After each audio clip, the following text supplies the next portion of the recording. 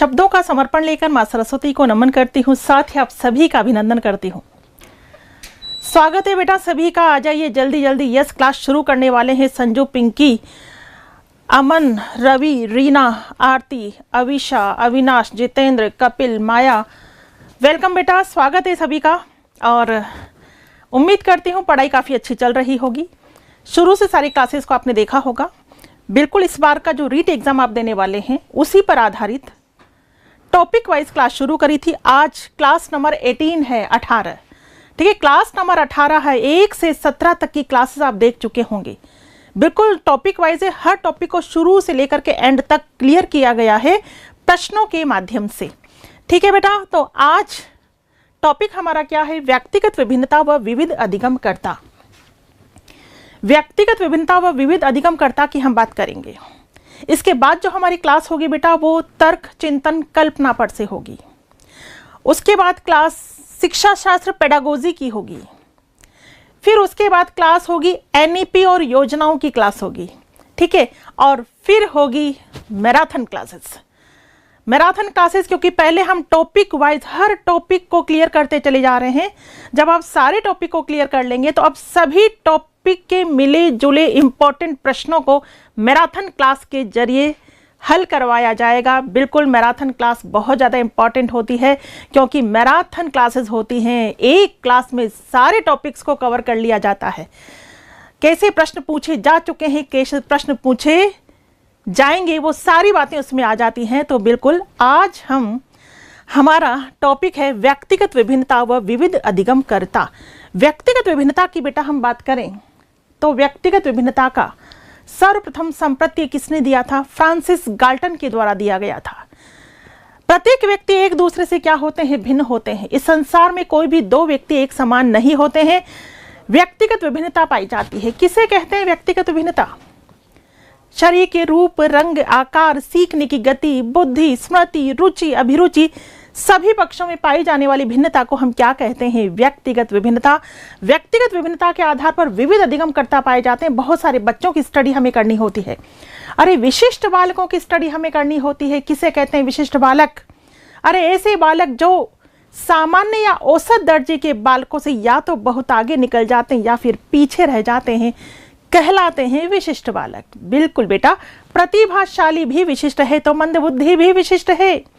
बहुत सारे बालक हमें जानने होते हैं। प्रतिभाशाली बालक, पिछड़े बालक, मंदबुद्धि बालक, समस्यात्मक बालक, वंचित बालक, सृजनात्मक बालक, अधिगम अक्षम बालक, इन सारे बालकों को हमें जानना होता है क्योंकि प्रश्न कहीं से भी पूछा जा सकता है। इस एक क्लास में आप सभी प्रकार के बालकों की स्टडी कर लेंगे। क्लियर बेटा? तो शुरू करें। आंसर देने के लिए सब तैयार है, रेडी है? ठीक है, चलिए स्वागत है बेटा आप सभी का। राधे राधे सभी को। ये लीजिए, ये रहा पहला प्रश्न। निम्नलिखित में से किसने अपनी पुस्तक का नाम क्या है बेटा? हेरेडिटरी जीनियस, ठीक है। हेरेडिटरी जीनियस जो 1869 में लिखी गई थी। ये पुस्तक कब लिखी गई थी? 1869 में लिखी गई थी। में पेडिग्री विश्लेषण विधि का प्रतिपादन किया। पेडिग्री वंशानुक्रम, ठीक है, वंशानुक्रम विश्लेषण विधि का प्रतिपादन किया। कौन सी पुस्तक में किया? हेरेडिटरी जीनियस कब लिखी गई थी? 1869 में। किसने किया बताइए? किसने किया? आंसर बिल्कुल सही दे रहे हैं, फ्रांसिस गाल्टन। तो ध्यान रखना बेटा, व्यक्तिगत विभिन्नता टॉपिक हम पढ़ रहे हैं। व्यक्तिगत विभिन्नता शब्द का सर्वप्रथम प्रयोग किसने किया? नाम क्या लेंगे? फ्रांसिस गाल्टन ने किया। कौन सी पुस्तक के अंतर्गत? पुस्तक का नाम ध्यान रखेंगे, हेरेडिटरी जीनियस। पुस्तक कब लिखी गई थी? सन याद रखेंगे, 1869 में, ठीक है। या पूछ लिया जाए पेडिग्री विश्लेषण विधि का प्रतिपादन किसने किया? फ्रांसिस गाल्टन ने। प्रश्न कैसे भी पूछा जा सकता है। क्लियर? आगे चलेंगे। व्यक्तिगत भेद पाए जाते हैं बुद्धि स्तर में, अभिवृत्ति में, गतिवाही योग्यता में। उपरोक्त सभी में क्या आंसर आएगा बेटा? क्या आंसर आएगा? चित्तौड़ की पावन धरा से कौन? सोहन, वेलकम बेटा। यस, जल्दी से आंसर दो, फटाफट फटाफट। यस, बिल्कुल देखिए, व्यक्तिगत भेद, व्यक्तिगत विभिन्नता जो पाई जाती है, क्या बुद्धि स्तर में व्यक्तिगत विभिन्नता पाई जाती है? बिल्कुल पाई जाती है। किसी की बुद्धि लब्धि 140 होती है, किसी की 120 होती है, 100 होती है, 90 होती है, 70 से भी कम होती है। तो बिल्कुल बुद्धि स्तर पर क्या पाई जाती है? व्यक्तिगत भिन्नता पाई जाती है। अभिवृत्ति में भिन्नता होती है। अभिवृत्ति का मतलब होता है बेटा दृष्टिकोण, नजरिया, एटीट्यूड जिसे बोलते हैं। सबका अपना अपना नजरिया होता है। अभिवृत्ति का विकास मुख्य रूप से सामाजिक परिवेश से होता है। जैसे समाज में हम उठते बैठते हैं, जैसे लोगों के बीच हम उठते बैठते हैं, वैसी हमारी सोच बन जाती है, वैसा हमारा नजरिया बन जाता है। सबका नजरिया अलग अलग होता है। कि कोई भी बात हो, कोई भी व्यक्ति हो, किसी के भी बारे में विचार जानने हो तो क्या सबके विचार सेम होंगे? नहीं। अभिवृत्ति यानी नजरिए में क्या पाया जाता है? अंतर पाया जाता है, व्यक्तिगत भिन्नता पाई जाती है। गतिवाही योग्यताओं में भी व्यक्तिगत भिन्नता होती है। गतिवाही योग्यता बोल दो, गत्यात्मक योग्यता बोल दो, बिल्कुल व्यक्तिगत भिन्नता पाई जाती है। एक बच्चा जल्दी चलना सीखता है, दूसरा देरी से चलना सीखता है। इसके अलावा रुचि में भी व्यक्तिगत भिन्नता पाई जाती है। शारीरिक स्तर पर व्यक्तिगत भिन्नता पाई जाती है। कोई गोलाकार होते हैं, कोई आयताकार होते हैं, कोई लंबाकार होते हैं। शारीरिक स्तर पर भी व्यक्तिगत भिन्नता पाई जाती है। व्यक्तित्व में व्यक्तिगत भिन्नता पाई जाती है। कुछ होते हैं अंतर्मुखी, कुछ होते हैं बहिर्मुखी, कुछ होते हैं उभयमुखी। तो इन सभी पक्षों में क्या पाई जाती है? व्यक्तिगत विभिन्नता पाई जाती है। बिल्कुल आपका सभी का आंसर सही है। आंसर आएगा उपरोक्त सभी। क्लियर? आगे चले। व्यक्तिगत भेद में हम पाते हैं, व्यक्तिगत भेद में हम क्या क्या पाते हैं बताइए? विचलनशीलता, प्रतिमानता, दोनों, एक और दो, उपरोक्त में से कोई नहीं, बताइए। चेन्नई से देख रही हूं क्लास। ओके बेटा, क्या बात है।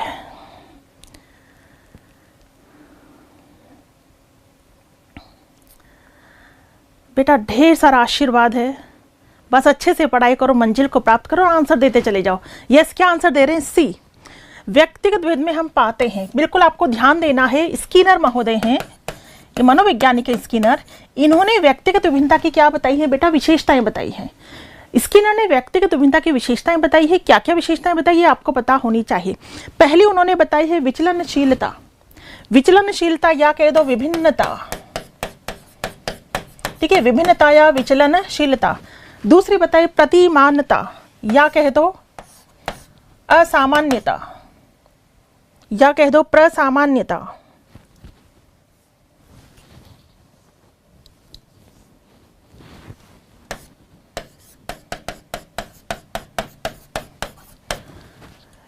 ठीक है, विचलनशीलता, प्रतिमानता, और क्या बताई थी? वृद्धि की विभेदीय दर, सीखने की विभेदीय दर, शील गुणों का आपसी संबंध, वंशानुक्रम वातावरण का प्रभाव। ये विशेषताएं किसने बताई थी? स्किनर ने। तो यहां प्रश्न के अकॉर्डिंग आंसर हमारा क्या आएगा? नंबर 3। आंसर क्या आएगा? नंबर 3। चलिए नेक्स्ट क्वेश्चन है, व्यक्तिगत विभिन्नता के आधार पर शिक्षा देने हेतु निम्न में से कौन सा विकल्प उपयुक्त है? बताइए। क्वेश्चन पढ़िए ध्यान से, बिल्कुल करेक्ट आंसर मुझे चाहिए बेटा। बुद्धि के स्तर के आधार पर बालकों का कक्षा विभाजन, लिंग के आधार पर बालकों का कक्षा विभाजन, लिंग के आधार पर गृह कार्य में विभिन्नता, बाल केंद्रित शिक्षण विधियों का प्रयोग। आंसर क्या आएगा? आंसर क्या आएगा? यस, शाबाश, दे दो आंसर जल्दी से। D answer.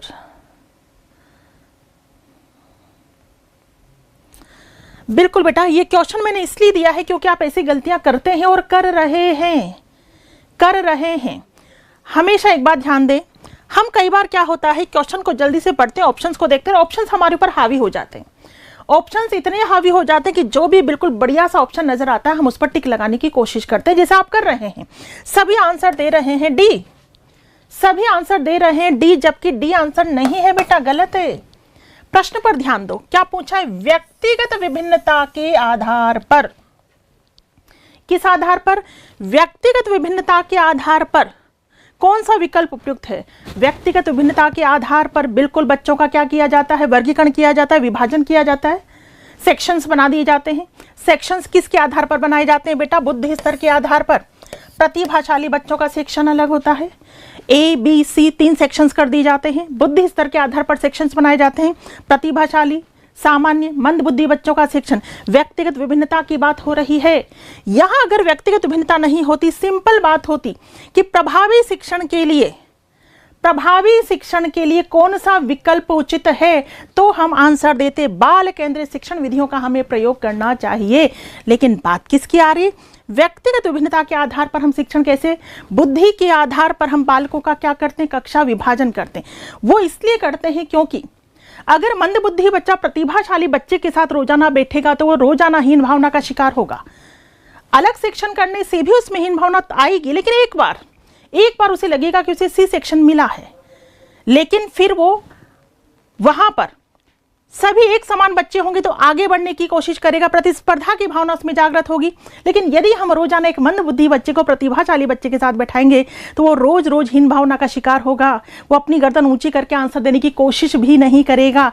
इसलिए मनोविज्ञान ये कहता है कि व्यक्तिगत विभिन्नता के अनुसार शिक्षण करवाया जाना चाहिए।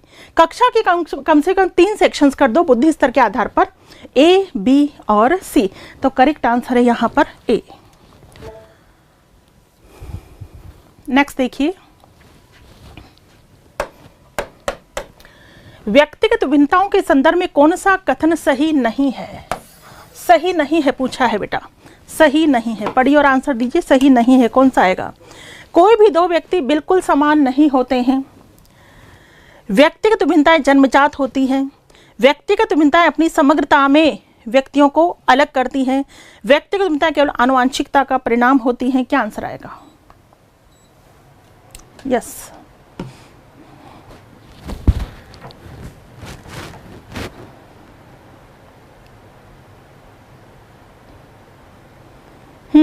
D answer.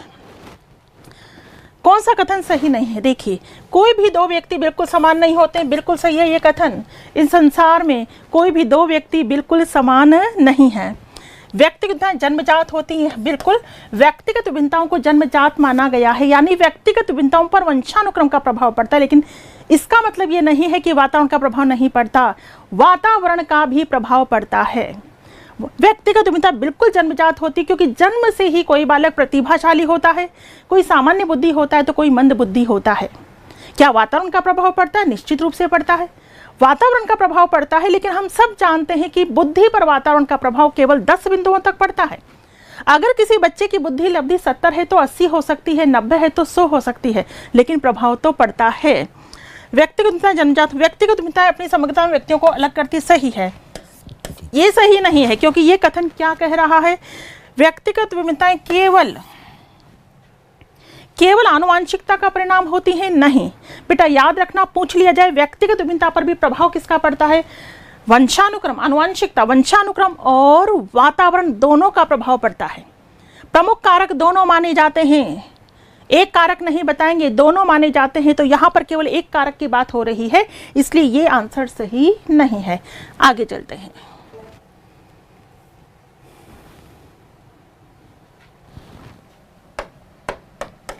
व्यक्तिगत विभिन्नताओं को ध्यान में रखते हुए विद्यार्थियों के शिक्षण के लिए प्रायोजना पद्धति के निर्माता, ये तो आपको पता ही होगा। प्रायोजना पद्धति के निर्माता कौन है बता सकते हैं? थॉर्नडाइक, किलपैट्रिक, पार्कहर्स्ट या वाटसन? क्या आंसर आएगा? क्या आंसर आएगा?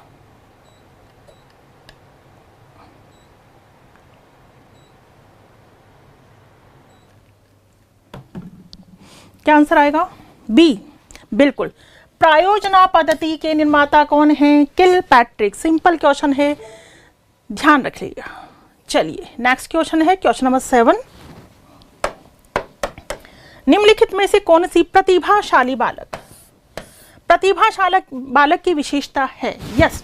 क्या प्रतिभाशाली बालक एक विशिष्ट बालक है? बिल्कुल बेटा, ध्यान देना, विशिष्ट बालक में प्रतिभाशाली बालक भी आ जाते हैं तो मंदबुद्धि बच्चे भी आ जाते हैं।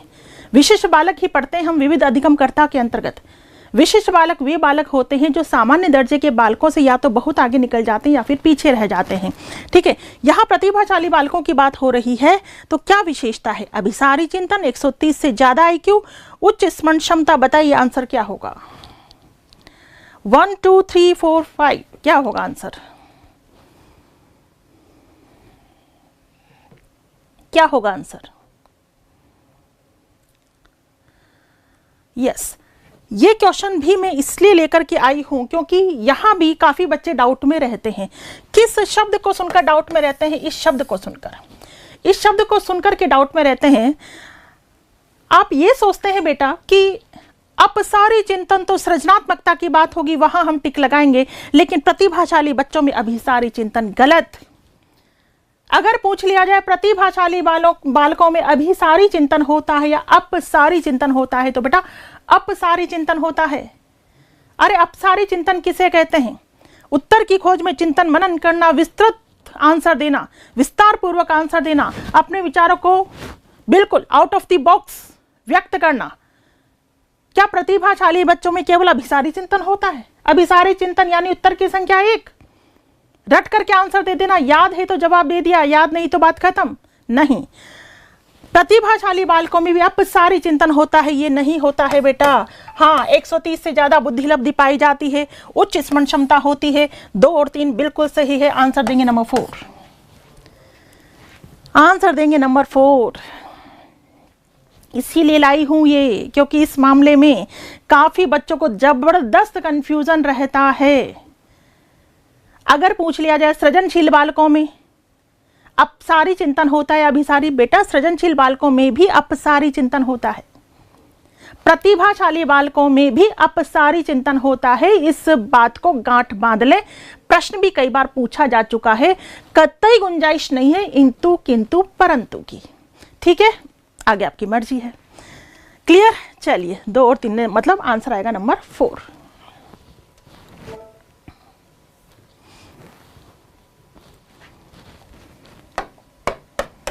निम्नलिखित में से कौन सा प्रतिभाशाली बालकों के लिए संवर्धन कार्यक्रम नहीं है? ठीक है, वही प्रतिभाशाली बालक। बिल्कुल आपको पता होना चाहिए बेटा प्रतिभाशाली बालक किसे कहते हैं। 2 लाइन में बात ध्यान रखें। वही बात कि वे बालक जिनकी बुद्धिलब्धि 130 से अधिक होती है। बुद्धिलब्धि 130 से अधिक प्रतिभाशाली बालकों की किसने बताई? क्रो एवं क्रो। लेकिन टर्मन ने बताई है 140 से अधिक। तो ऐसे बालक जिनकी बुद्धिलब्धि 130 से अधिक होती है, 140 से अधिक होती है, प्रतिभाशाली बालक कहलाते हैं। दूसरी बात, वे बालक भी प्रतिभाशाली बालकों की श्रेणी में आते हैं जो किसी विशिष्ट क्षेत्र में प्रतिभा का प्रदर्शन करते हैं। जो किसी विशिष्ट क्षेत्र में अपनी प्रतिभा का प्रदर्शन करते हैं। लता मंगेशकर प्रतिभाशाली है, भले ही पढ़ने में 0। सचिन तेंदुलकर प्रतिभाशाली, भले ही पढ़ने में 0। जो किसी विशिष्ट क्षेत्र में अपनी प्रतिभा का प्रदर्शन करते हैं, क्या कहलाते हैं? प्रतिभाशाली बालक। ऐसे बालकों के लिए क्या शिक्षा व्यवस्था होनी चाहिए और कौन सा कार्यक्रम नहीं होना चाहिए? कौन सा कार्यक्रम ऐसे बच्चों के लिए नहीं होना चाहिए? कॉमन कक्षा कक्ष, विशिष्ट कक्षाओं का आयोजन, विशेषज्ञ अध्यापक उपलब्ध कराना, उन्नत कोर्स प्रदान करना, कौन सा नहीं होना चाहिए? कॉमन कक्षा कक्ष नहीं होना चाहिए। अरे प्रतिभाशाली बच्चे हैं, प्रतिभाशाली बच्चों के लिए विशिष्ट कक्षाओं का आयोजन होना चाहिए। विशेषज्ञ अध्यापक, अनुभवी अध्यापक ऐसे बच्चों के लिए होने चाहिए। उन्नत कोर्स ऐसे बच्चों को दिया जाना चाहिए। ऐसे बच्चों के लिए ह्यूरिस्टिक, प्रयोगशाला आदि विधियों का प्रयोग करना चाहिए। ऐसे बच्चों को कभी कभी कक्षा में पढ़ाने के अवसर भी देने चाहिए। ठीक है, तो बहुत सारे ऐसे कार्यक्रम हैं जो ऐसे बच्चों के लिए करने चाहिए, लेकिन यहाँ कौन सा कार्यक्रम नहीं आएगा? कॉमन कक्षा कक्ष उपलब्ध कराना। क्लियर? चलो क्वेश्चन नंबर 9। प्रतिभाशाली की पहचान में हमें प्राथमिकता देनी चाहिए। प्रतिभाशाली की पहचान करनी है बेटा, तो प्राथमिकता किसे देनी चाहिए बताइए? माता पिता की राय को, वस्तुनिष्ठ परीक्षा का परिणाम, शिक्षकों की राय, सामुदायिक दृष्टिकोण। आंसर क्या आएगा? यस, आंसर क्या आएगा?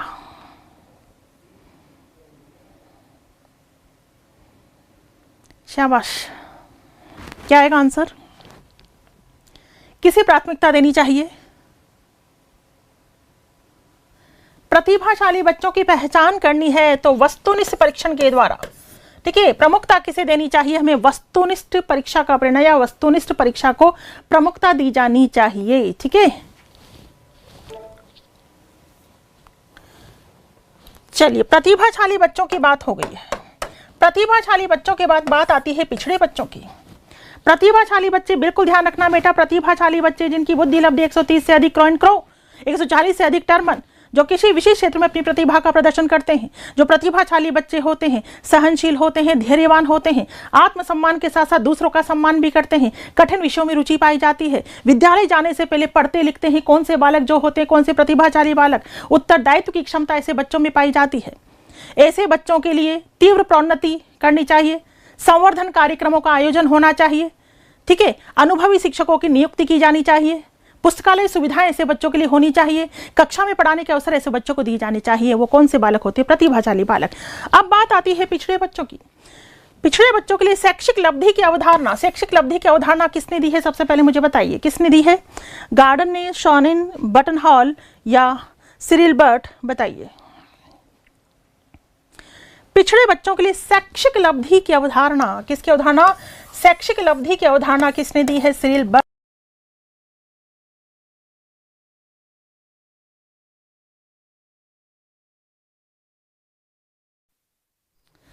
ऐसे बालक, पिछड़े बालक किसे कहते हैं?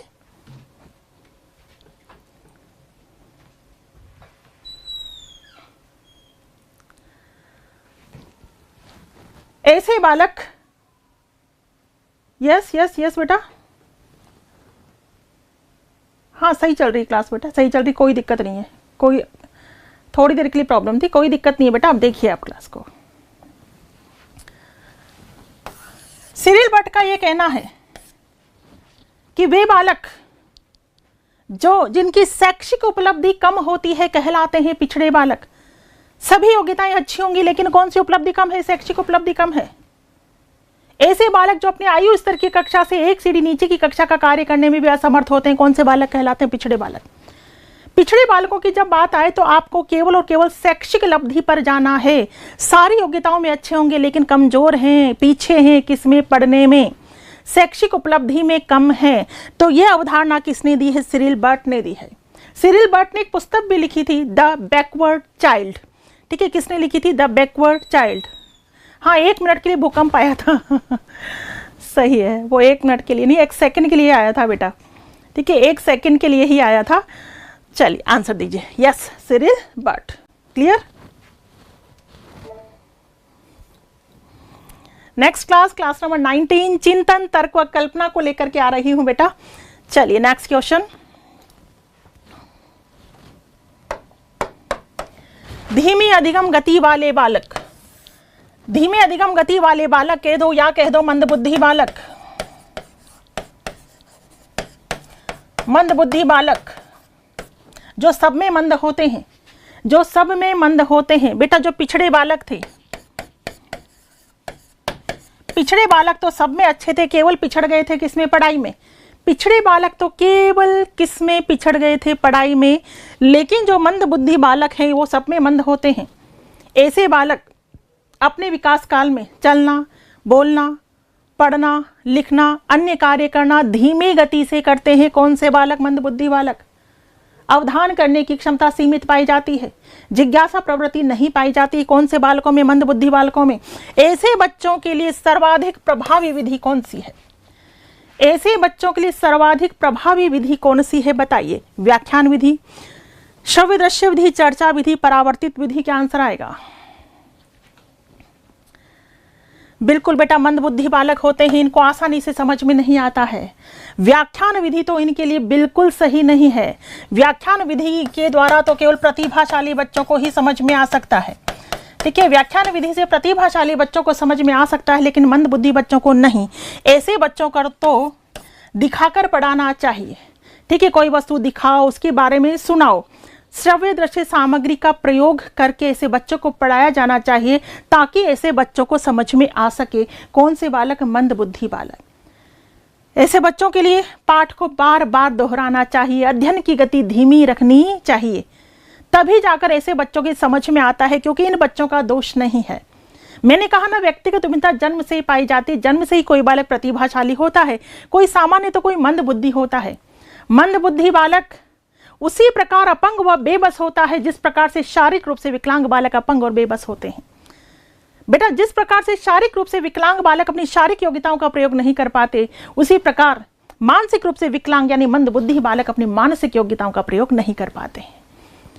इनके लिए तो हमें तरीके ही ढूंढने पड़ेंगे। श्रव्य दृश्य सामग्री का प्रयोग करना पड़ेगा, अध्ययन की गति धीमी रखनी पड़ेगी, पाठ को बार बार दोहराना पड़ेगा। क्लियर? ठीक है, आगे चले।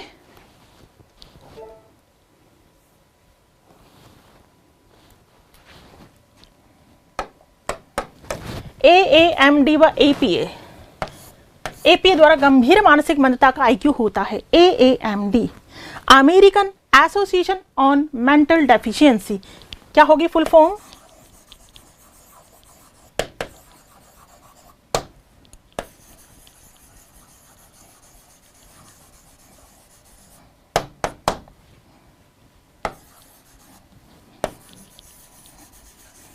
मेंटल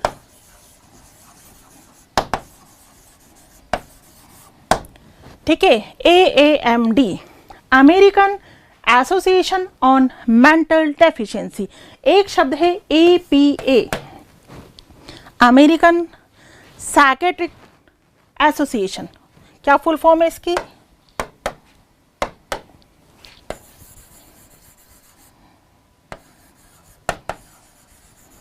अमेरिकन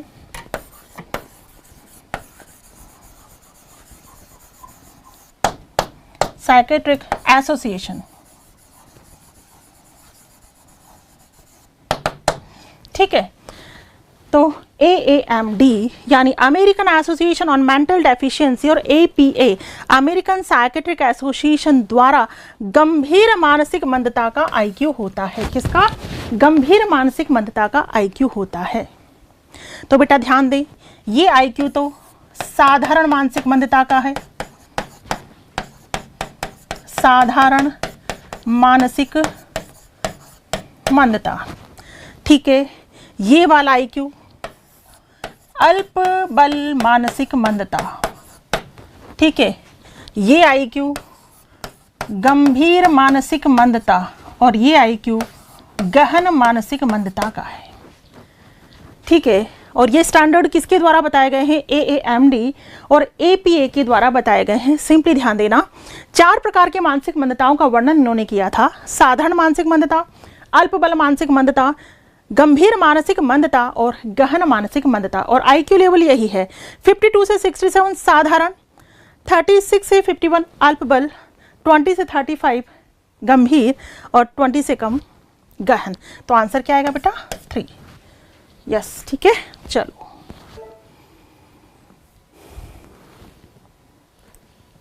समस्यात्मक बालक हैं। कौन से बालक होते हैं समस्यात्मक? चोरी करने वाले, झूठ बोलने वाले, माता पिता का कहना न मानने वाले, उपरोक्त सभी किसे कहते हैं समस्यात्मक बालक? यस, जो समस्या क्रिएट करते हैं, जो समस्या क्रिएट करते हैं, जैसे शिक्षण में बाधा उत्पन्न करना, विद्यालय से भाग जाना, कक्षा में देरी से आना, चोरी करना व झूठ बोलना, छोटे बालकों को तंग करना, क्रोध व झगड़ा करना, ये सारे बालक कौन से बालक कहलाते हैं? समस्यात्मक बालक। चोरी करना, झूठ बोलना, माता पिता का कहना न मानना, शिक्षण में बाधा डालना, छोटे बालकों को तंग करना, क्रोध व झगड़ा करना, धोखाधड़ी व ठगी करना, कौन से बालक कहलाते हैं समस्यात्मक बालक? उपरोक्त सभी। आंसर क्या आएगा? उपरोक्त सभी। ठीक है बेटा, चलो नेक्स्ट, सुविधाहीन और वंचित समूह के शिक्षार्थियों को संबोधित करने के लिए एक शिक्षक को क्या करना चाहिए? जो सुविधाहीन बच्चे हैं, जो वंचित बालक हैं, जो सुविधाओं का लाभ नहीं उठा पा रहे हैं, जो विद्यालय रूपी सुविधाओं का लाभ भी नहीं उठा पा रहे हैं, ठीक है, तो ऐसे बच्चों के लिए शिक्षक को क्या करना चाहिए? सभी छात्रों में अपनेपन की भावना को बढ़ावा देना चाहिए, छात्रों की कमजोरी को सबके सामने उजागर करना चाहिए, इन छात्रों को एक अलग संकाय में पढ़ाना चाहिए, सभी छात्रों के लिए मानकीकृत पाठ्यक्रम का प्रयोग करना चाहिए। क्या आंसर होगा? यस, क्वेश्चन पे ध्यान दे बेटा। यस, क्वेश्चन क्या है उसके अकॉर्डिंग आंसर देना है आपको, उसके अकॉर्डिंग आंसर देना है। देखिए, सुविधाहीन और वंचित बालकों की बात हो रही है। ऐसे बालकों में दूर दराज में रहने वाले, ग्रामीण व कच्ची बस्ती में रहने वाले बालक भी शामिल होते हैं, जो सुविधाओं का लाभ नहीं उठा पा रहे हैं, जो वंचित हैं, जो सामाजिक और आर्थिक दृष्टि से भी क्या है? कमजोर हैं, जो सामाजिक आर्थिक दृष्टि से भी कमजोर हैं, ऐसे बच्चों के लिए सबसे जरूरी है शिक्षकों को क्या करना चाहिए, अपनेपन की भावना को बढ़ावा देना चाहिए, आगे बढ़कर ऐसे बालकों की मदद करनी चाहिए, ऐसे बालकों में आत्मविश्वास जागृत करना चाहिए कि बेटा जिन्हें आगे बढ़ना होता है वो बालक किसी भी प्रकार की सुविधाओं के मोहताज नहीं होते हैं। अरे लालटेन में पढ़कर भी बहुत आगे बढ़ा जा सकता है। जिनको आगे बढ़ना होता है किसी प्रकार का अभाव उनको रोक नहीं सकता। ऐसी बात ऐसे बच्चों से करनी चाहिए, अपनापन दर्शाना चाहिए ऐसे बच्चों के प्रति। कौन से बच्चे? जो सुविधाहीन और वंचित हैं। आंसर आएगा ए। नेक्स्ट क्वेश्चन, यह किसका मत है कि सृजनात्मकता में अपसारी चिंतन ना कि अभिसारी चिंतन सम्मिलित होता है? किसने कहा कि सृजनात्मकता में अपसारी चिंतन होता है ना कि अभिसारी चिंतन? पहले तो इन दोनों चिंतन के बारे में आपको पता ही होगा, किसे अभिसारी कहते हैं और किसे अपसारी। ठीक है, किसे अपसारी चिंतन कहते हैं ये पता होगा आपको। ठीक है, अपसारी चिंतन, इसमें उत्तर की खोज में व्यक्ति चिंतन मनन करता है, विस्तृत उत्तर देता है, सोचता है, विचारता है, विस्तृत उत्तर देता है, जबकि अभिसारी चिंतन में उत्तर की संख्या एक होती है। अभिसारी चिंतन में उत्तर की संख्या एक होती है। यहाँ व्यक्ति यांत्रिक तरीके से सोचता हुआ उत्तर दे देता है, यानी अगर रटा हुआ है उसे याद है तो आंसर दे देगा, याद नहीं है तो बात खत्म हो जाती है। जबकि सोचना, विचारना, चिंतन करना कहाँ होता है? अभिसारी में होता है। तो ये बात किसने कही थी? डेफिनेटली किसने कही थी? गिलफर्ड ने। पूछ लिया जाए अपसारी व अभिसारी शब्दों का प्रयोग भी किसने किया है, तो आप आंसर देंगे किसने किया है? गिलफर्ड ने। किसने किया है? गिलफर्ड। ठीक है बेटा, चलो आगे चलेंगे। सृजन करने वाला बच्चा वह होता है, सृजन करने वाला बच्चा वह होता है जिसका शैक्षिक रिकॉर्ड अच्छा होता है, सामान्य से ऊपर IQ होता है, शब्दावली बहुत जानता है, अभिव्यक्ति में धारा प्रवाह होता है। क्या आंसर आएगा? क्या आंसर आएगा? यस, क्या बात है, वॉचिंग बहुत धीरे बढ़ रही है आज। यस,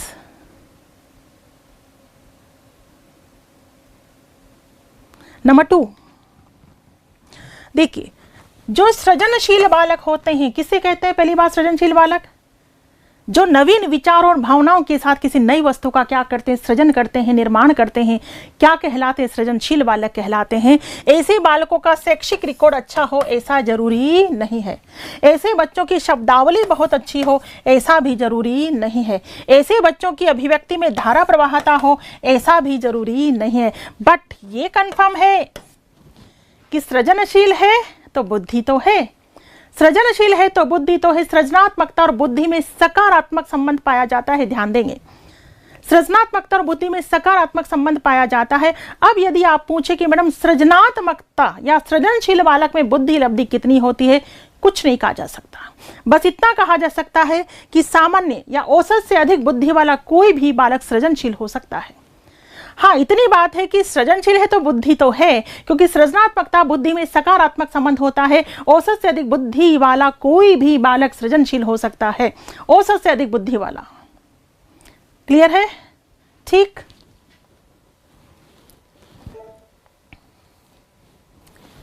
नेक्स्ट क्वेश्चन देखिए, सृजनात्मकता की प्रक्रिया के संदर्भ में कौन सा क्रम सही है? कौन सा क्रम सही है? बिल्कुल बेटा, आपने नाम सुना होगा ग्राहम वोल्स का। ग्राहम वोल्स ने सृजनात्मकता के चरण बताए थे। ग्राहम वोल्स ने सृजनात्मकता के चरण बताए थे। ये चरण कौन कौन, मतलब कौन सा क्रम सही है ये आपको बताना है। बताइए। तैयारी, सहज बोध, पुनरावृत्ति, इंक्यूबेशन। तैयारी, इंक्यूबेशन, सहज बोध, पुनरावृत्ति। सहज बोध, तैयारी, इंक्यूबेशन, पुनरावृत्ति। इंक्यूबेशन, सहज बोध, तैयारी, पुनरावृत्ति। बताइए।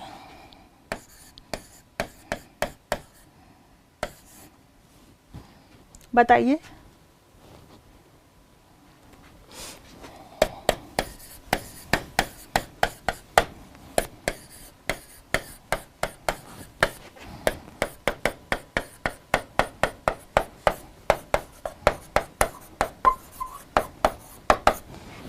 बताइए क्या आंसर आएगा,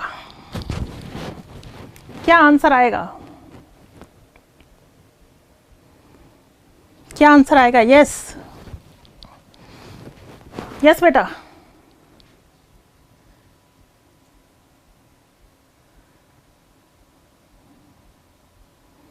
अच्छा टेस्ट सीरीज ले ली है, बिल्कुल बेटा, बहुत बढ़िया। सारी सुविधाएं आपके लिए दे रखी है, बता दिया है, बार बार बताना मैं उचित नहीं समझती बेटा। जिस समय लॉन्च किया जाता है केवल मैं उसी दिन बताती हूँ, उसी दिन समझाती हूँ, क्योंकि बार बार बताने से, बार बार बोलने से ये लगता है, आपको लगता है कि नहीं ये हमारा ही फायदा है, आपका हित नहीं है। क्योंकि बेटा जो भी किया जाता है वो आपके हित के लिए है, आपके फायदे के लिए है। सारी चीज़ें एक तरफ है, लेकिन दूसरी तरफ ये चीज़ होती है कि हर संभव प्रयास हम करें कि आपको अपनी मंजिल मिल जाए। ठीक है, तो ले लिया है, बहुत अच्छी बात है। सारी चीज़ें सब कुछ अवेलेबल है एप्लीकेशन पर, विजय एजुकेशन एप्लीकेशन, जो आपका अपना एप्लीकेशन है। बिल्कुल, बाकी तो अब समय बिल्कुल पास है, तो आप क्वेश्चंस के माध्यम से ही तैयारी कर लें और आगे बढ़ें। क्या आंसर है, क्या आंसर है? यस बेटा, क्या आंसर है? तैयारी, उद्भव कह दो या इंक्यूबेशन, इंक्यूबेशन इंग्लिश टर्म दे दिया यहां पर। ठीक है, प्रदीप्ति कह दो या सहज बोध एक ही बात है, प्रदीप्ति कह दो या सहज बोध एक ही बात है, सत्यापन कह दो या पुनरावृत्ति। ठीक है, कोई भी सृजनात्मकता में कोई भी समस्या होती है उसका जब समाधान किया जाता है तो पूरी तैयारी की जाती है। उद्भव में व्यक्ति थोड़ा विश्राम करता है, अचेतन मन में जाता है, अचेतन मन में जाता है, कोई आंसर ढूंढ के लाता है, प्रदीप्ति एकदम से आंसर सामने आ जाता है और फिर समाधान हुआ या नहीं हुआ सत्यापन किया जाता है, पुनरावृत्ति की जाती है। आंसर आएगा यहाँ पर नंबर 2। ठीक है, आंसर आएगा नंबर 2। क्लियर बेटा? चले आगे। यस, चलते हैं आगे।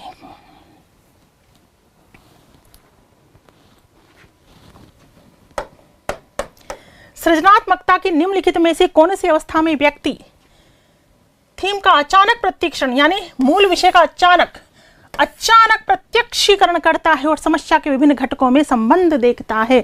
बताइए। तैयारी, उद्भवन, उष्मायन भी जिसे कह देते हैं, नाम अलग अलग हो सकते हैं, प्रदीपन, संशोधन अथवा सत्यापन। बताओ क्या आंसर होगा, क्या आंसर होगा? यस बेटा, यस बेटा, क्या बात है, आने लगे हैं बच्चे। हाँ, मतलब 18 क्वेश्चन हो गया तब बच्चे ज़्यादा आने लगे, कोई बात नहीं, वापस से पूरी क्लास भी देख लेना आप। क्या आंसर आएगा बेटा? देखो, अचानक प्रत्यक्षीकरण करता है, अचानक से कि यस ये आइडिया आ गया। हाँ, ऐसा कर लेते हैं, अचानक दिमाग में विचार आ जाता है, ये क्या कहलाता है? प्रदीपन। क्योंकि तैयारी में तो जस्ट योजना बनाई जाती है। उद्भवन में व्यक्ति अचेतन मन में थोड़ा विश्राम, अचेतन मन में चला जाता है, अचेतन मन में आंसर ढूंढने के लिए जाता है, यस आंसर आ जाता है। वो क्या होता है? प्रदीप्ति कह दो, प्रदीपन कह दो, आंसर आएगा नंबर 3। ठीक है, अचानक प्रत्यक्षीकरण। तो ये चरण जो है, ये चरण किसने बताए थे? ग्राम वॉल्स ने बताए थे, ये भी आपको ध्यान रखना है। सृजनात्मकता के चरण किसने बताए थे? ग्राम वॉल्स ने। क्लियर? चलो आगे चलते हैं, आगे चलेंगे। देखिए क्या कह रहा है प्रश्न। श्रवण बाधिता बच्चों के प्रभावी ढंग से संवाद करने की क्षमता को प्रभावित कर सकती है। ठीक है, जो श्रवण बाधित बच्चे हैं, ठीक है, जो श्रवण बाधित बच्चे हैं, जो मूक बधिर बच्चे हैं, प्रभावी ढंग से संवाद कैसे हो सकता है उनके साथ? बताइए। श्रवण बाधिता बच्चों के लिए ब्रेल लिपि प्रभावी ढंग से संवाद करने की क्षमता को प्रभावित कर सकती है। नेक्स्ट है, बच्चों के पास तेज आवाज में बात करके प्रभावी ढंग से संवाद करने की क्षमता को प्रभावित किया जा सकता है। Crazy facts. बेटा आप क्यों परेशान हो रहे हैं कि 27 फरवरी तक कोर्स पूरा हो जाएगा ना? बेटा पढ़ो ना, ये चिंता हमें करनी है। मैंने पूरा आपको रूटीन बता दिया है। ये क्लासेस के बाद चिंतन, तर्क, कल्पना की क्लास होगी, पेडागोजी की क्लास होगी, एनईपी योजनाओं की क्लास होगी, टॉपिक सारे कंप्लीट हो जाएंगे। उसके बाद मैराथन क्लास भी लेकर आऊंगी। बेटा टॉपिक तो कंप्लीट हो ही जाएंगे, मैराथन क्लासेस भी हो जाएंगी आपकी, डोंट यू वरी। ठीक है, फोकस करो आप क्वेश्चन का आंसर देने पर। क्या आंसर आएगा बेटा? क्या आंसर आएगा? बिल्कुल, देखिए जो श्रवण बाधित बच्चे हैं उनके लिए ब्रेल लिपि तो श्रवण बाधित बच्चों के लिए नहीं होती, अंधे बच्चों के लिए होती है, आपको पता है। अंधे बालकों के लिए कौन सी लिपि होती है बेटा? ब्रेल लिपि होती है। क्लियर? तो ये आंसर तो सही नहीं है। बच्चों के पास तेज आवाज में बात करके, तेज आवाज में, क्या तेज तेज चीख कर भी प्रभावी संवाद हो सकता है क्या? बिल्कुल नहीं।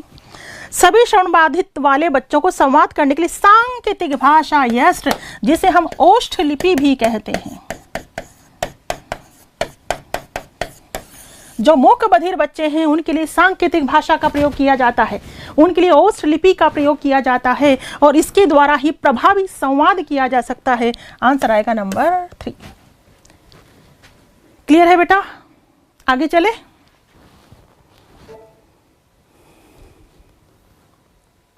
क्वेश्चन नंबर 20 क्या कह रहा है, देखिए। निम्नलिखित में से कौन सा समावेशी शिक्षा, समावेशी शिक्षा का सिद्धांत नहीं है? समावेशी शिक्षा का सिद्धांत नहीं है, बताइए। पृथक्करण का सिद्धांत, सहयोग का सिद्धांत, विविधता का जश्न मनाने का सिद्धांत, शिक्षा के अधिकार का सिद्धांत। क्या आंसर होगा? क्या आंसर होगा? यस बेटा। दिनेश, मनमोहन, रवीना, कांता, अंजना, दीपेश, आरती, आयुष, शिवम, किरण, सुनीता, फिटनेस, जल्दी से बता दो आंसर क्या होगा। यस, समावेशी शिक्षा की बात हो रही है। समावेशी शिक्षा का मतलब होता है जहां, समावेशी शिक्षा का मतलब जहां सभी प्रकार के बच्चों को एक साथ बिठाकर पढ़ाया जाता है। जो निःशक्त बालक हैं उनको भी सामान्य बच्चों के साथ बिठाकर पढ़ाया जाता है। सहयोग का सिद्धांत की बात करता है समावेशी शिक्षा। विविधता का जश्न मनाया जाता है, शिक्षा के अधिकार की बात करता है। पृथक्करण का सिद्धांत, ये सिद्धांत समावेशी शिक्षा का सिद्धांत नहीं है। क्लियर? चले आगे। नेक्स्ट क्लास नंबर 19 होगी, चिंतन, तर्क और कल्पना पर। कब होगी? मंडे 10 फरवरी। नेक्स्ट क्वेश्चन, दृष्टि बाधित विद्यार्थी जो होते हैं, कौन से दृष्टि बाधित विद्यार्थी के लिए कौन से शिक्षण सहायक सामग्री उपयोगी नहीं होगी? कौन से बच्चों के लिए, दृष्टि बाधित विद्यार्थियों के लिए कौन सी शिक्षण सामग्री उपयोगी नहीं होगी? बताइए। ब्रेल लिपि, फिल्म स्ट्रिप्स, उभरे हुए मानचित्र, मौखिक अभिव्यक्ति। क्या आंसर आएगा? यस, आंसर दीजिए, आंसर दीजिए। यस बेटा, शाबाश।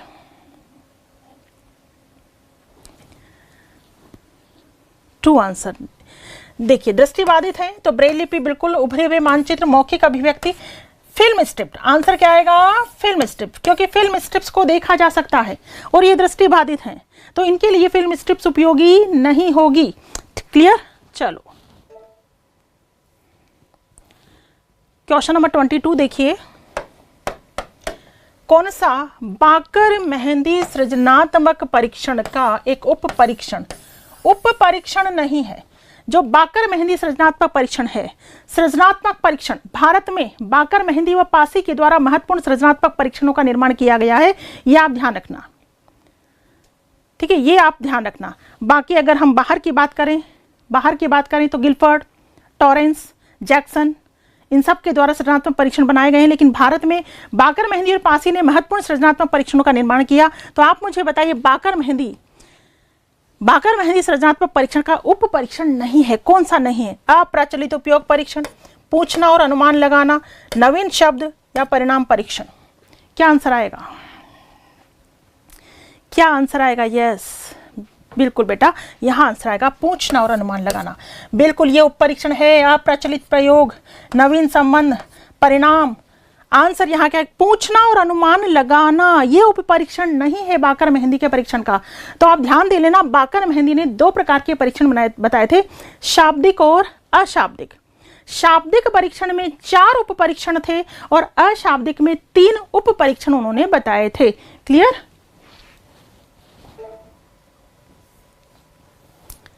नेक्स्ट क्वेश्चन, निम्नलिखित में से कौन सा टॉरेंस, अब टॉरेंस की बात आ गई है, टॉरेंस के सृजनात्मक चिंतन शाब्दिक परीक्षण का उप परीक्षण नहीं है, शाब्दिक परीक्षण का उप परीक्षण नहीं है। टॉरेंस की बात आ गई है। असामान्य प्रयोग, नवीन संबंध, असंभव कार्य, सामान्य समस्याएं। बताइए कौन सा नहीं बताया टॉरेंस ने? आंसर दो बेटा, कौन सा टॉरेंस ने नहीं बताया? यस,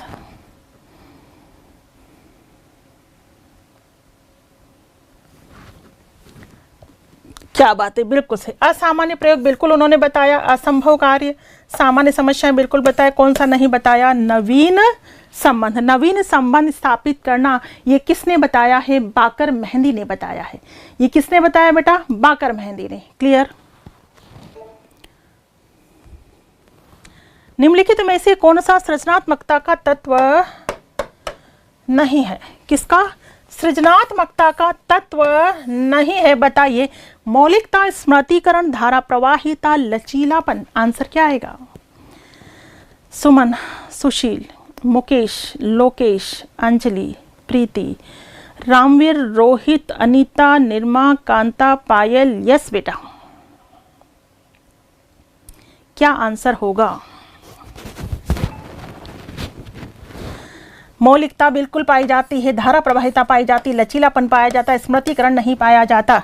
मौलिकता का मतलब होता है नवीन और उपयोगी। जो बालक सृजनशील होते हैं वो ऐसी वस्तुओं का निर्माण करते हैं जो नवीन और उपयोगी होते हैं। धारा प्रवाहिता पाई जाती है, फ्लुएंसी पाई जाती है, विचारों का प्रवाह, यूं विचार उठते हैं, ऐसा कर देंगे, वैसा कर देंगे, ये कर देंगे, वो कर देंगे। लचीलापन पाया जाता है या फ्लेक्सिबिलिटी पाई जाती है, एक बिंदु से तुरंत दूसरे बिंदु की ओर ध्यान चला जाता है। ये सारी विशेषताएं सृजनशील की है। कौन सी नहीं है, स्मृतिकरण। ठीक है। इसके अलावा निरंतरता ऐसे बच्चों में पाई जाती है जो सृजनशील होते हैं।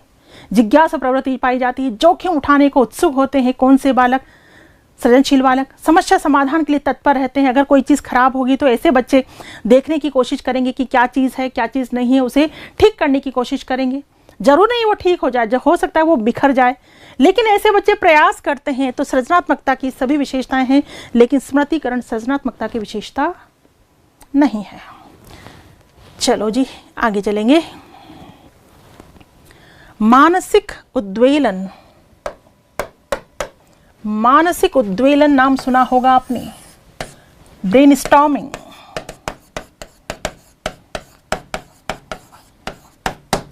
विचारावेश, मस्तिष्क विप्लव,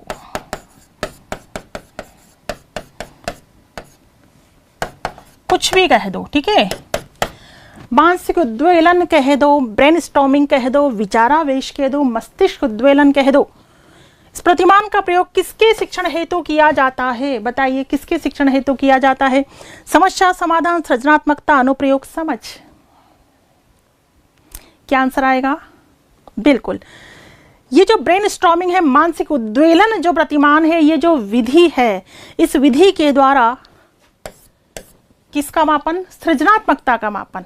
बिल्कुल, सृजनात्मकता की जांच करने के लिए मस्तिष्क विप्लव जैसी व्यूह रचना बच्चों के सामने, स्ट्रेटेजी बच्चों के सामने प्रस्तुत की जाती है ना। मानसिक उद्वेलन जैसे कुछ भी कह दिया जाए कि एक सिंपल सा घोड़े का खिलौना है, इस खिलौनों का अट्रैक्टिव बनाना है, मनोरंजक बनाना है, इसमें सुधार करना है, इसमें परिवर्तन करना है, बताओ क्या क्या करेंगे।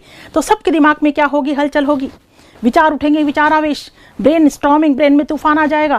किसका, विचारों का, ऐसा कर देंगे, वैसा कर देंगे, इसमें लाइटिंग कर देंगे, कलर कर देंगे, ठीक है, इसके घुंघरू पहना देंगे, चश्मा पहना देंगे, माला पहना देंगे, जो भी है अलग अलग अलग विचार उठेंगे, सबके दिमाग में क्या होगी, हलचल होगी। इस विधि को हम कहते हैं मानसिक उद्वेलन, या कह दो ब्रेन स्टॉर्मिंग। बिल्कुल सृजनात्मकता के लिए इसका प्रयोग किया जाता है। क्लियर। चलो जी, क्वेश्चन नंबर 26। कौन सी विकृति अधिगम अक्षमता का एक प्रकार है। अधिगम अक्षमता, ठीक है, लर्निंग डिसेबिलिटी। अधिगम अक्षमता का प्रकार कौन सा है, क्रेटिनिज्म, ADHD, डिस्लैक्सिया, ऑटिज्म। बताइए बताइए। हाँ 10,000 वॉचिंग क्रॉस हो गई बेटा, thank you so much, thank you thank you.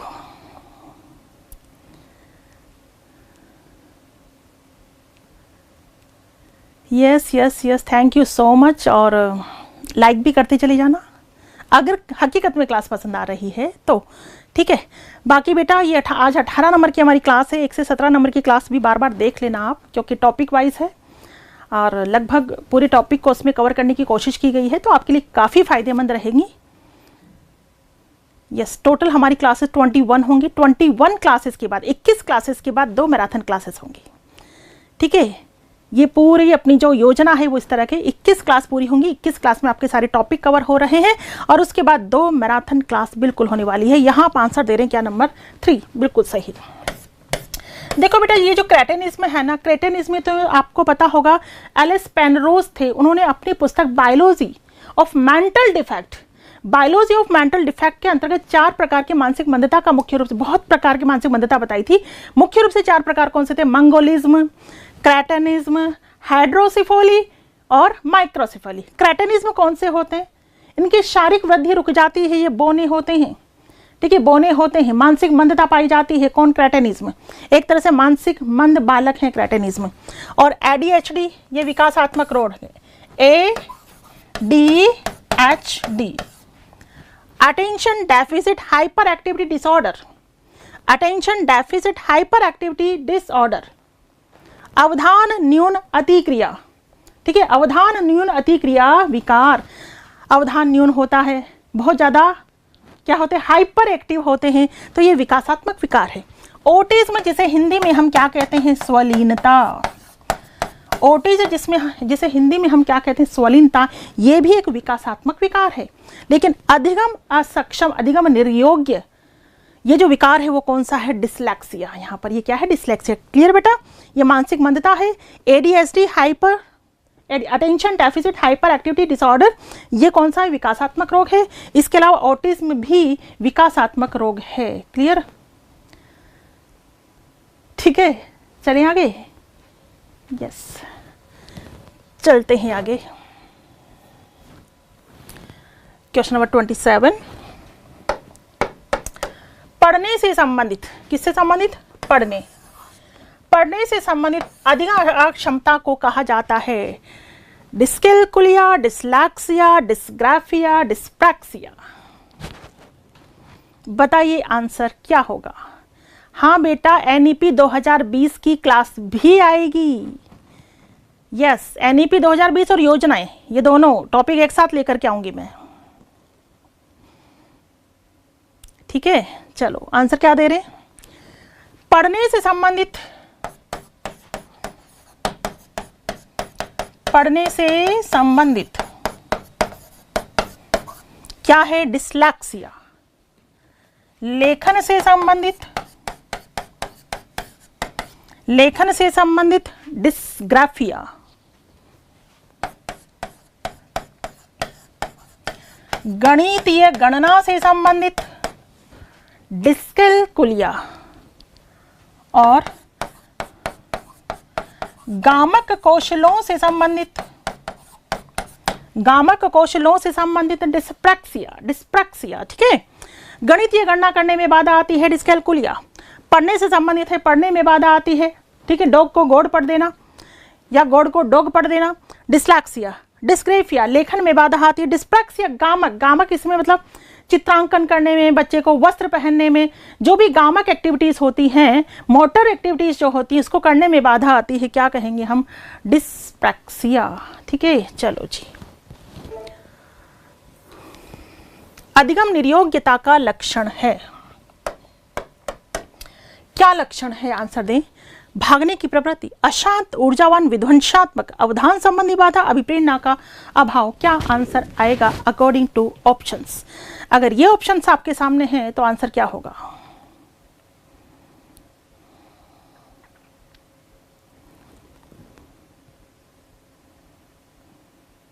हाँ बेटा, डिस्ग्राफिया, अग्रेफिया। यस, क्या आंसर दे रहे हैं। देखो, अधिगम निर्योग्य जो बालक होते हैं, वैसे तो विशेष रूप से जब अधिगम निर्योग्यता की बात आती है तो भाषा पर चले जाना। ऐसे बालकों को भाषा को लिखने, पढ़ने, समझने, बोलने आदि में क्या आती है, बाधा। आदि में क्या आती है, बाधा। कौन से बालक, अधिगम निर्योग्य बालक। ठीक है, लेकिन यहाँ ऑप्शन तो भागने की प्रवृत्ति, ये तो बिल्कुल अधिगम निर्योग्यता की बात नहीं है। भागना पिछड़े बालक में आ जाएगा, भागने की प्रवृत्ति। अशांत, ऊर्जावान और विध्वंसात्मक नहीं, समस्यात्मक बालक हो सकते हैं ऐसे। यहाँ आंसर क्या आएगा, नंबर 3, अवधान संबंधी बाधा। ठीक है, अवधान संबंधी बाधा, यहां हम इसे आंसर दे सकते हैं। चलो आगे चलते हैं। अधिगम निर्योग्य बच्चों के लिए कौन सा शिक्षण सूत्र उपयोगी, उपयोगी शिक्षण सूत्र उपयोगी नहीं होगा। वो तो अधिगम निर्योग्य बच्चों की बात आ गई। बाकी अगर सिंपल वे में भी पूछा जाए कि कौन सा शिक्षण सूत्र सही नहीं है या कौन सा शिक्षण सूत्र उपयोगी नहीं है, तो भी आपको पता होना चाहिए। सरल से जटिल, ज्ञात से अज्ञात, अमूर्त से मूर्त, प्रत्यक्ष से अप्रत्यक्ष। बताइए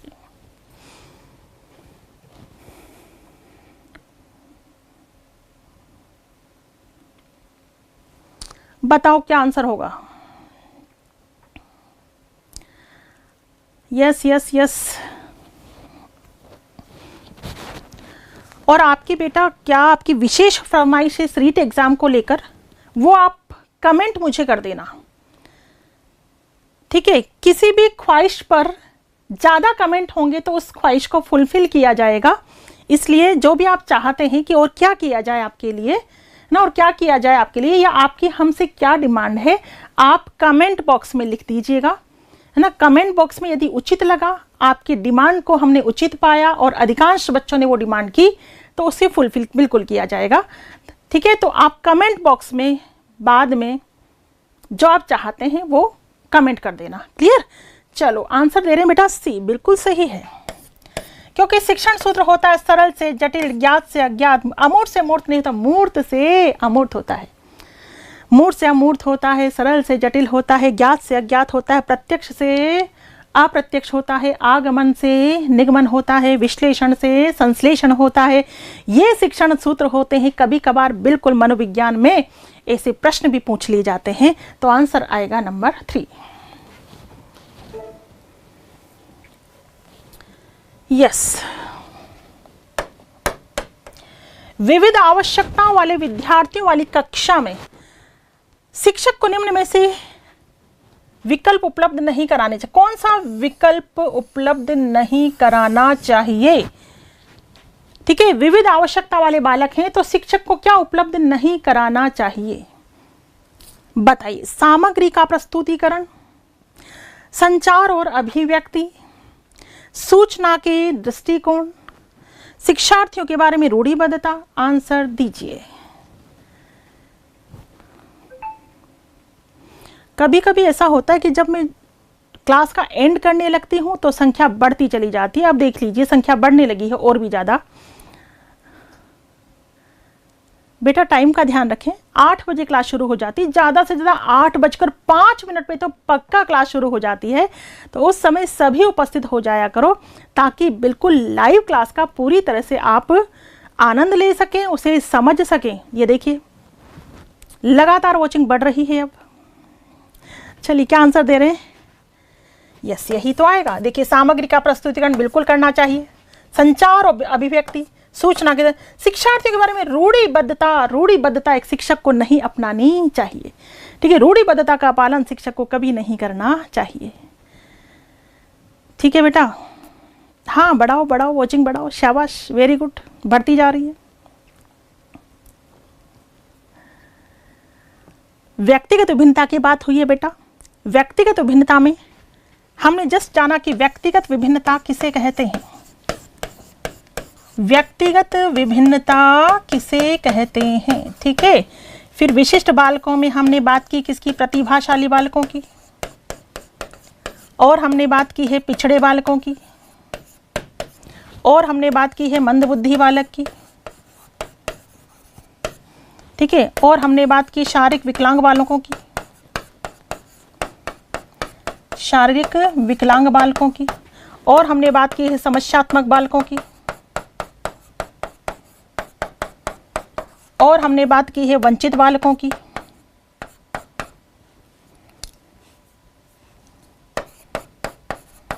ठीक है, वंचित बालकों की। इसके अलावा हमने बात की सृजनशील बालकों की। इसके अलावा हमने बात की है अधिगम निर्योग्य बालकों की। अधिगम, इतने सारे बालकों की बात हमने की है आज की क्लास में। ठीक है, आज की क्लास में हमने इतने सारे बालकों की बात की है। व्यक्तिगत विभिन्नता, सिंपल। व्यक्तिगत विभिन्नता का सर्वप्रथम संपत्ति किसने दिया है बेटा? फ्रांसिस गाल्टन ने दिया है, ध्यान रखेंगे। हेरिडिटरी जीनियस इनकी पुस्तक का नाम है। ठीक है, व्यक्तिगत विभिन्नता। इसके अलावा किस किस स्तर पर व्यक्तिगत विभिन्नता पाई जाती है? शारीरिक स्तर पर पाई जाती है, मानसिक बुद्धि स्तर पर पाई जाती है, व्यक्तित्व में भिन्नता पाई जाती है, गत्यात्मक योग्यताओं में भिन्नता पाई जाती है, रुचि में पाई जाती है, अभिरुचि में पाई जाती है, अभिवृत्ति में भिन्नता पाई जाती है। ठीक है, एक बात ध्यान रखेंगे, व्यक्तिगत विभिन्नता में स्किनर ने जो विशेषताएं बताई हैं, विभिन्नता या विचलनशीलता, प्रतिमानता या प्रसामान्यता, ठीक है, वृद्धि की विभेदीय दर, सीखने की विभेदीय दर, जो 6 विशेषता उन्होंने बताई वो ध्यान रखेंगे। प्रतिभाशाली बच्चों को ध्यान रखेंगे, प्रतिभाशाली बालक जिनकी बुद्धि लब्धि 130 से अधिक होती है, ऐसा किसने कहा है? क्रो ने। 140 से अधिक होती है, ऐसा किसने कहा है? टर्मन ने। और वे बालक भी प्रतिभाशाली बालकों की श्रेणी में आते हैं जो किसी विशिष्ट क्षेत्र में अपनी प्रतिभा का क्या करते हैं? प्रदर्शन कहलाते हैं। कौन से बालक? प्रतिभाशाली बालक। ऐसे बच्चों के लिए तीव्र प्रोन्नति होनी चाहिए, त्वरण प्रक्रिया का आयोजन ऐसे बच्चों के लिए होना चाहिए, अनुभवी शिक्षकों की नियुक्ति ऐसे बच्चों के लिए होनी चाहिए। ठीक है, इनके लिए थोड़ा एनरिच्ड पाठ्यक्रम होना चाहिए, रिच पाठ्यक्रम ऐसे बच्चों के लिए होना चाहिए। कौन से बालक? प्रतिभाशाली। ठीक है, पिछड़े बालकों की हमने बात की है, जो पिछड़ गए, जिनकी शैक्षिक लब्धि कम है। सिरिल बर्ट महोदय मुख्य हैं। सिरिल बर्ट जिन्होंने द बैकवर्ड चाइल्ड पुस्तक भी लिखी है, उन्होंने क्या कहा? जिनकी शैक्षिक, जो पढ़ने में पीछे रह जाते हैं, सब में अच्छे होंगे लेकिन पीछे रह गए किसमें? पढ़ने में। किसमें पीछे रह गए? पढ़ने में। कौन से बालक होते हैं? पिछड़े बालक। मंद बुद्धि बालक जो मानसिक रूप से विकलांग है, जो मानसिक रूप से पिछड़े हैं, जो धीमी गति से सीखते हैं, धीमी गति से ही सीखेंगे मंद बुद्धि बालक, ऐसे बच्चों के लिए हमें तरीके ढूंढने पड़ेंगे। मंद बुद्धि बालक सब में मंद होते हैं, अरे पिछड़े बालक सब में मंद नहीं होते। पिछड़े बालक तो केवल पिछड़ गए किसमें? शिक्षा में, जबकि मंद बुद्धि बालक सब में मंद होंगे। ऐसे बालक अपने विकास काल में चलना, बोलना, लिखना, सारे काम धीमी गति से करते हैं। कौन से बालक? मंद बुद्धि बालक। ठीक है, शारीरिक विकलांग बालकों में आपको ध्यान रखना है, कौन से बालक होते हैं? मूक बधिर बालक भी इसमें आते हैं, है ना, दृष्टि बाधित बालक भी इसमें आ जाते हैं। तो शारीरिक विकलांग बालक, समस्यात्मक बालक जिन्हें हम बाल अपराधी भी कहते हैं, जो समस्या क्रिएट करते हैं, शिक्षण में बाधा उत्पन्न करना, चोरी करना, झूठ बोलना, विद्यालय से भाग जाना, कक्षा में देरी से आना, छोटे बच्चों को तंग करना, ठीक है, क्रोधवश झगड़ा करना, धोखाधड़ी व ठगी करना, ये सारे बालक कौन से कहलाते हैं? समस्यात्मक बालक। वंचित बालक जो वंचित हैं, जिनको सुविधाएं नहीं मिल पाती हैं। वंचित बालकों में दूर दराज में रहने वाले ग्रामीणों, कच्ची बस्ती में रहने वाले बच्चे भी शामिल होते हैं, जो विद्यालय रूपी सुविधाओं का लाभ नहीं उठा पाते हैं। कौन से बालक? वंचित बालक। सृजनशील बालक जो किसी नई वस्तु का क्या करते हैं? सृजन करते हैं, निर्माण करते हैं। भारत में बाकर मेहंदी का परीक्षण महत्वपूर्ण है।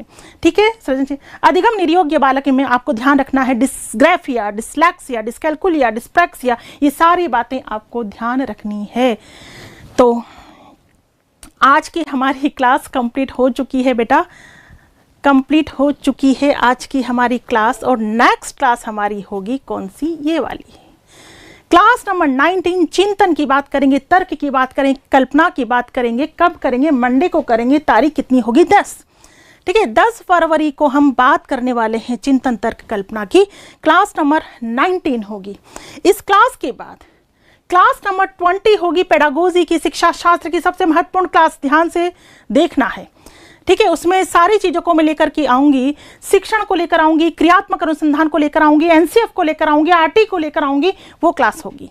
फिर उसके बाद एक क्लास नंबर 21 होगी, नवीन शिक्षा नीति एनईपी 2020 और योजनाओं की क्लास होगी, क्लास नंबर 21। और उसके बाद 2 क्लासेस मैराथन होगी, महा मैराथन क्लासेस, जिसमें आपके सारे फंडास क्लियर हो जाएंगे। मैं चाहती हूँ महा मैराथन क्लासेस को अटेंड करने से पहले आप टॉपिक वाइज सारी क्लासेस को एक बार रिवाइज कर लें। ठीक है, आज क्लास नंबर 18 है, 1 से लेकर 18 तक की सारी क्लासेस को आप रिवाइज करें। फिर क्लास नंबर 19 पढ़ेंगे, 20 पढ़ेंगे, 21 पढ़ेंगे। 21 क्लासेस के बाद 2 मैराथन क्लास में लेने वाली हूँ।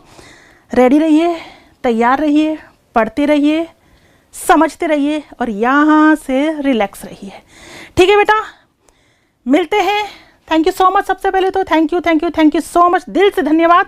मिलते हैं कितनी तारीख को? 10 तारीख को, मंडे को, इसी समय इसी चैनल पर टॉपिक होगा चिंतन तर्क और कल्पना। थैंक यू सो मच बेटा।